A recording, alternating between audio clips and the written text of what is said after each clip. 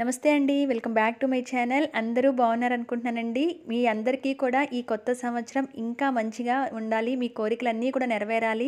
అంతా శుభం జరగాలి అని మనస్ఫూర్తిగా కోరుకుంటున్నాను. ఇవాల్టి వీడియోలో మార్గశిర మాసం 4వ లక్ష్మీవారం పూజా విధానం ఎలా చేసుకోవాలి, ఏ రోజున వచ్చింది, అలాగే ప్రతి ఆడవాళ్ళు కూడా ఎదురు చూసేది సౌభాగ్యం కోసం అండి. అలాగే వివాహం కావాల్సిన అమ్మాయిలు మంచిగా వరుడు రావాలి, జీవితం అంతా కూడా సంతోషంగా ఉండాలని చెప్పి ప్రతి ఒక్క ఆడపిల్ల కోరుకుంటుంది కదా. మరి అటువంటి వాళ్ళందరం కూడా అమ్మవారిని ఈ 4వ లక్ష్మీవారం ఏ విధంగా ఆరాధించాలి, ఎలా పూజ చేసుకోవాలనేది పూర్తి పూజా విధానాన్ని ఇక్కడ నేను చేసి చూపిస్తున్నానండి. ఎక్కడ కూడా స్కిప్ చేయకుండా చూడటానికి అయితే ట్రై చేయండి, మీకు పూర్తిగా అయితే వివరాలు తెలుస్తాయి.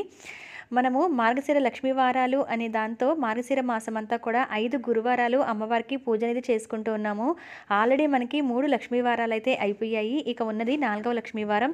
అది ఈ 2024 నూతన సంవత్సరంలో జనవరి 4వ తారీఖున మనకి 4వ లక్ష్మీవారం. అలాగే 5వ లక్ష్మీవారం వచ్చేసి జనవరి 11. ఇక ఈ 2 వారాలే మిగిలాయండి మనకి మార్గశిర మాసంలో అమ్మవారి పూజ కోసం. ఇక్కడైతే నేను అమ్మవారి విగ్రహాన్ని పెట్టుకున్నాను. అలాగే చుట్టూ కూడా నెమలీకలతో ఈ విధంగా అలంకరించి పెట్టుకున్నాను. అలాగే ఇటువంటి ఒక పువ్వులాగా ఉంది చూసారండి, ఇది పింగాణిది. నాకైతే చాలా బాగా నచ్చి తీసుకున్నానండి. నేను అమ్మవారికి ఆసనం కోసం ఉపయోగించడం కోసం ఒక ఫ్లవర్ లాగా ఉంది, చాలా చాలా నచ్చేసింది నాకు. అందుకని చెప్పి ఒకటి కొనుక్కున్నాను. దీంట్లోనే అమ్మవారిని పెట్టబోతున్నాను. ఇలా అమ్మవారికి ఒక పీఠాన్నైనా ఏర్పాటు చేసుకోవచ్చు, లేదా ఒక తమలపాకు మీదైనా పెట్టుకోవచ్చు, చిన్న ప్లేట్లోనే పెట్టుకోవచ్చు. ఇక్కడైతే నేను బియ్యం అనేది వేస్తున్నాను. మీరు పీట మీద డైరెక్ట్గా చేయదలుచుకుంటే కనుక ఆ పీట మీద కూడా ఈ విధంగా ఏర్పాటు చేసుకోవచ్చు.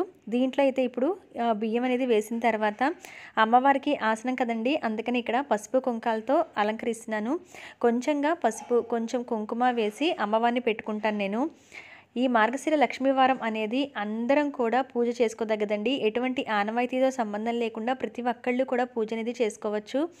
అయితే ఇక అమ్మవారి పూజకి మనకి 2 లక్ష్మీవారాలు మాత్రమే మిగిలి ఉన్నాయి. ఇప్పటి వరకు మొదలు పెట్టని వాళ్ళు కూడా ఈ 2 లక్ష్మీవారాలైనా చేసుకోండి.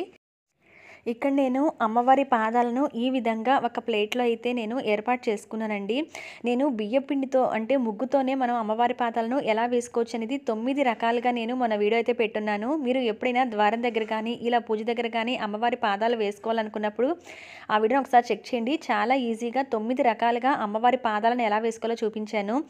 మార్గశిర లక్ష్మీవారాలు మాత్రం ప్రత్యేకంగా అమ్మవారి పాదాలు తప్పనిసరిగా వేసుకొని పూజించాలి. అంతేకాకుండా మనం ఎప్పుడు అమ్మవారి పూజ చేస్తున్నా సాధ్యమైనంత వరకు ఆ తల్లి పాదాలను సేవిస్తున్నట్టుగానే భావించి ఆ తల్లికి పూజ చేసుకుంటున్నట్టుగా మనం పాదాలను కూడా తప్పనిసరిగా పూజించుకుంటూ ఉండాలి.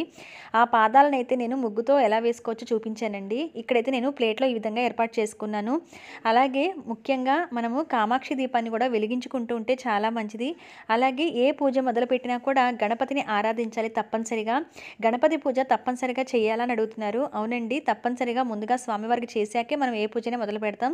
స్వామివారి పూజ అంటే మీరు దీపారాధన చేసిన తర్వాత చక్కగా స్వామివారి విగ్రహమో లేకపోతే పసుపు వినాయకుడో పెట్టుకుంటారు కదా. పెట్టుకున్న తర్వాత స్వామివారి అష్టోత్తరం చదువుకున్న మీరు అక్షింతలు కానీ పూలు కానీ వేస్తే సరిపోతుంది. లేదా మీకు అవేమీ చదవటం రాదు అనుకుంటే ఓం గం గణపతియే నమః అనుకుంటూ అయినా మనం స్వామివారికి అక్షింతలు వేస్తూ పూలను సమర్పిస్తూ పూజ చేసుకోవచ్చు. ఇక్కడ నాకు ఈ కలువ పూలు దొరికాయండి. దీంట్లో వైట్ కలర్ మనకి ఈ కలర్ వస్తూ ఉంటుంది కదా, నాకు ఈ కలర్ అంటే చాలా ఇష్టం. అందులో ఈ మధ్య నాకు ఇవి ఫ్రీక్వెంట్గా దొరుకుతున్నాయి. ఈ కలర్లో వైట్ ఎప్పుడు రెగ్యులర్గా దొరుకుతూ ఉండేవి, ఇవి చాలా రేర్గా దొరుకుతూ ఉండేవి ఈ కలరు. కానీ ఈసారి ఇవి రెగ్యులర్గా ఈ మధ్య దొరుకుతున్నాయి. నేనైతే ఇంట్లో పూజకు కానీ ఇలా మీకు ప్రత్యేకంగా షేర్ చేసినప్పుడు కానీ తప్పనిసరిగా తెచ్చుకుంటున్నాను. నాకైతే చాలా బాగా ఇష్టం ఈ పూలలో అమ్మవారిని పూజించడం అనేది. ఇక్కడ నేను మీకు స్క్రీన్ షాట్ వేసాను చూడండి. ఇది లక్ష్మీదేవి అమ్మవారికి ఒకసారి నేను చేసుకున్న పూజ. ఎక్కువ పూలతో, ఈ కలర్ పూలతో నాకు చాలా ఇష్టం ఈ కలర్ పూలు అంటే అమ్మవారికి సమర్పించడం అనేది. అలాగే ప్రతి ఒక్క ఆడవాళ్ళు కూడా కోరుకునేది సౌభాగ్యం, అలాగే సంతానం కదండి. అమ్మవారికి లక్ష్మీవారాలు పూజ చేసుకునేటప్పుడు ఈ విధంగా పసుపు కుంకుమ గాజులు అనేవి మనం అమ్మవారికి గోరంత సమర్పిస్తే అవి కొండంతా మనకి తిరిగిస్తారట అమ్మవారు. అందుకనే ఈ 4వ లక్ష్మీవారం సౌభాగ్యం కోసం మనందరం కూడా ఈ విధంగా అమ్మవారిని పూజించాలి. అలాగే పెళ్లి కావాల్సిన ఆడపిల్లలు కూడా మంచిగా వరుడు దొరకాలి, ఆ అబ్బాయితో జీవితాంతం బాగుండాలని ప్రతి ఒక్క ఆడపిల్ల కోరుకుంటుంది కదా. అదేవిధంగా మంచి పెళ్లి సంబంధాలు అంటే కొంతమందికి వివాహ ప్రయత్నాలు ఉన్నా కూడా ఏదో రకంగా వెనక్కి వెళ్తూ ఉంటాయి. అటువంటి వాళ్ళందరూ కూడా మార్గశిర మాసంలో ఒక్క వారమైన అమ్మవారికి పసుపు కుంకుమ సమర్పించి మీ కోరిక చెప్పుకొని పూజ చేసుకుంటే చాలా మంచిది. ఇక్కడ నేను కొత్తవి మట్టి గాజులు ఓపెన్ చేశాను కదండి, ఆ మట్టి గాజుల్లోనే అమ్మవారికి ఈ విధంగా పసుపు కొమ్ములు కూడా సమర్పిస్తున్నాను. మీరు విడిగా అయినా పూజకి ఇప్పుడు నేను పూజ కూడా చూపిస్తాను. ఏం చదువుకోవాలి ఏంటని కూడా చెప్తాను. ఇక్కడైతే నేను గాజుల్లో అలంకరణగా ఒక పక్క గాజులు సమర్పించినట్టు ఉంటుంది. ఓ పక్క అమ్మవారికి పసుపు కొమ్ములు కూడా సమర్పించినట్టు ఉంటుంది. పసుపును కూడా అన్నట్టుగా. ఇక్కడ నేను గాజుల్లోనే అలంకరణగా ఈ విధంగా పసుపు కొమ్ములు ఏర్పాటు చేసుకున్నాను. అలాగే మనం పూజ చేసుకుంటున్నప్పుడు అమ్మవారికి పసుపు కుంకుమ తప్పనిసరిగా సమర్పించాలి. ఈ విధంగా ప్రమిదల్లోనే నేను పసుపు కుంకుమని సమర్పించాను. ఇక దీపారాధన మొదలు పెడుతున్నానండి. దీపలక్ష్మి మీకు కూడా దీపారాధన చేసిన తర్వాత ఒక పువ్వు కానీ లేదా రెండు అక్షింత గింజలు కానీ వేసి తప్పనిసరిగా నమస్కారం చేసుకోవాలి. దీపం అనేది మన ఇంట వెలుతురే కాకుండా మనకి దీపానికే స్వామివారికి కానీ అమ్మవారికి కానీ పూజ చేస్తున్నప్పుడు ఆ దీపపు వెలుతురులోంచి వారిని చూస్తూ ఉంటే మనకి ఒక పాజిటివ్ వైబ్స్ అనేవి ఉంటుంది. అందుకనే తప్పనిసరిగా దీపారాధన చేయగానే మనం అక్షింతలు కానీ పువ్వు కానీ వేసి దీపలక్ష్మి కూడా నమస్కారం చేసుకోవాలి. ఈ విధంగా నేనైతే పిండి ప్రమిదలు కూడా చేసుకున్నాను. అలాగే పాదాలు ఏర్పాటు చేసుకున్నాను కదండి అమ్మవారికి. ఆ పాదాల దగ్గర కూడా దీపారాధన చేసుకున్నాను. ఇక ముద్దుగా వచ్చేసి మనం గణపతి పూజను చేసుకోవాలి. వినాయకునికి కూడా ఎటువంటి విఘ్నాలు లేకుండా ఏవైనా కార్యక్రమాలు మొదలుపెట్టినా అవి దిగ్విజయంగా జరగాలి అని చెప్పి స్వామివారికి మనస్ఫూర్తిగా నమస్కారం చేసుకోవాలి. ఆ తర్వాత వచ్చేసి అమ్మవారికి ప్రత్యేకంగా నేను ఏర్పాటు చేసుకున్న కామాక్షి దీపాన్ని వెలిగిస్తున్నాను. అక్కడ కూడా ఒక కమల పువ్వులాగా ఉన్న దాంట్లో బియ్యం పోసి కామాక్షి దీపాన్ని వెలిగించాను. అయితే ఈ కామాక్షి దీపాన్ని ఏ రోజులో వెలిగించుకోవచ్చు, ఎటువంటి నియమాలు ఈ దీపం వెలిగించినప్పుడు పాటించాలి అని నేను ఒక వీడియో పెట్టాను. ఇక్కడ స్క్రీన్ మీద వేశాను కదండి, ఒకసారి చెక్ చేయండి. మీకు అందరికీ కూడా ఆ వీడియో యూజ్ అవుతుందని అనుకుంటున్నాను. అలాగే పాదాలను కూడా ఎలా బియ్యపిండితో వేసానది కూడా నేను ఆ వీడియో కూడా షేర్ చేస్తున్నాను 2 days బ్యాక్. ఒకసారి చెక్ చేయండి.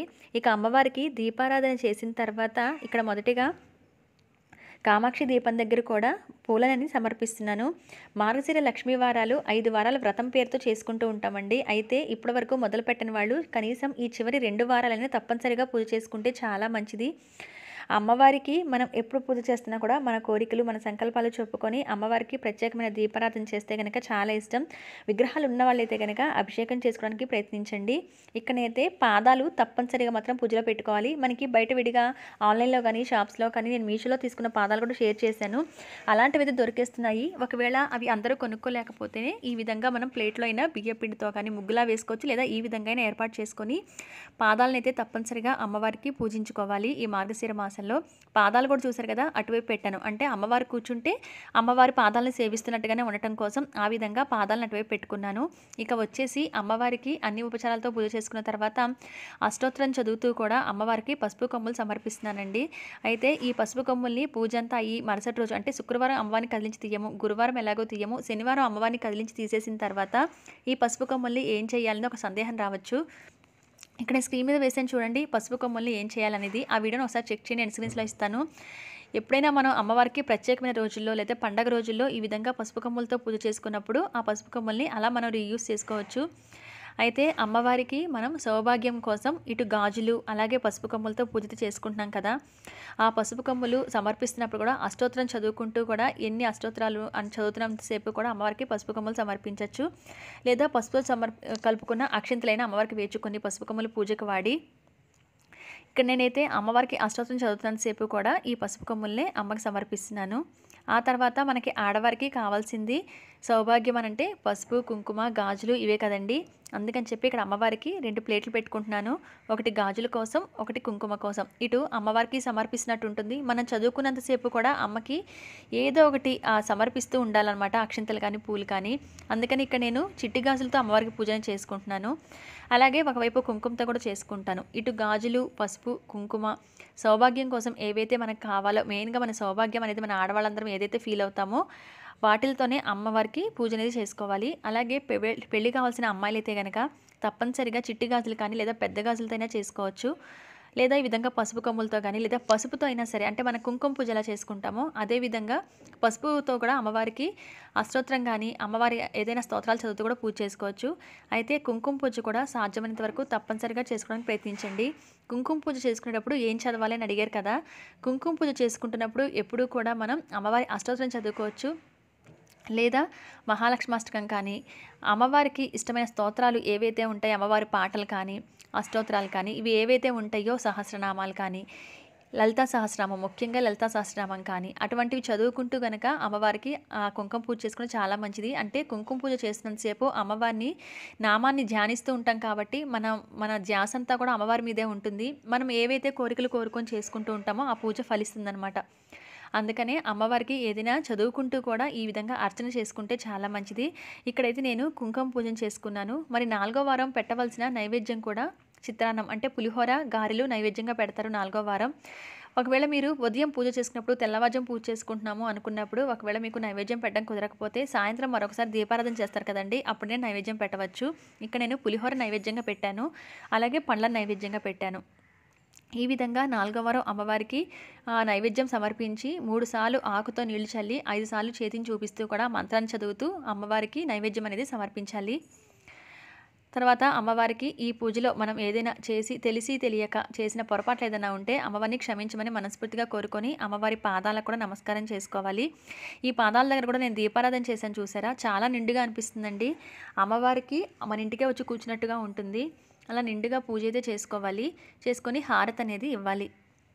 ఇంతటితో మనకి మార్గశిర లక్ష్మీవారం పూజ అనేది 4వ వారం సమాప్తం అవుతుందండి. ఇక వచ్చేసి 5వ వారం జనవరి 11వ తారీఖు వచ్చింది. ఆ రోజుతో మనకి మార్గశిర మాసం కూడా ముగుస్తుంది కాబట్టి ఇక మళ్ళీ మనం పూజ చేసుకోవాలంటే లక్ష్మీదేవికి విడిగా చేసుకున్న మార్గశిర మాసం వచ్చే వారాల ప్రత్యేకత కాబట్టి మళ్ళీ సంవత్సరం దాకా ఆగాలి.